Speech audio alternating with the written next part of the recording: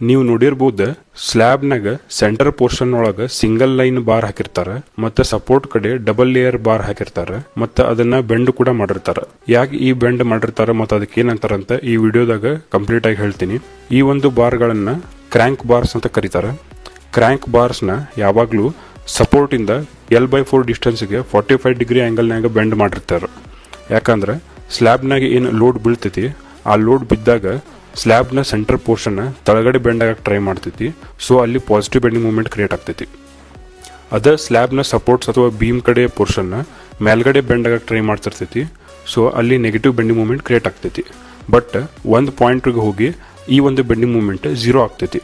ಆ ಒಂದು ಪಾಯಿಂಟ್ನ ಪಾಯಿಂಟ್ ಆಫ್ ಕಾಂಟ್ರಾಫ್ಲೆಕ್ಸರ್ ಅಂತ ಕರಿತೀವಿ.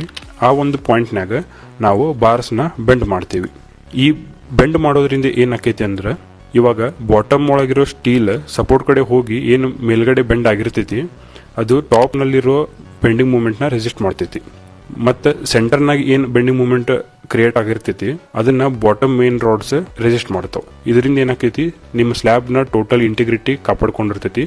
ಮತ್ತೆ ಸಪೋರ್ಟ್ನಾಗ ಟೆನ್ಷನ್ ಇರೋ ಕಾರಣ ಬಾರ್ ಏನ್ ಮೇಲ್ ಏಳೋ ಚಾನ್ಸ್ ಇರ್ತೈತಲ್ಲ ಅದು ಕೂಡ ನಲಿಫೈ ಆಗ್ತೈತಿ. ಇದರಿಂದ ನಿಮ್ಮ ಸ್ಲ್ಯಾಬ್ ಕಂಪ್ಲೀಟ್ ಆಗಿ ಸ್ಟೇಬಲ್ ಆಗ್ತೈತಿ. ಇದೇ ರೀತಿ ಕನ್ಸ್ಟ್ರಕ್ಷನ್ ರಿಲೇಟೆಡ್ ಇನ್ಫಾರ್ಮೇಶನ್ಗಾಗಿ ನಮ್ಮ ಚಾನೆಲ್ನ ಒಮ್ಮೆ ವಿಸಿಟ್ ಮಾಡಿ. Thank you.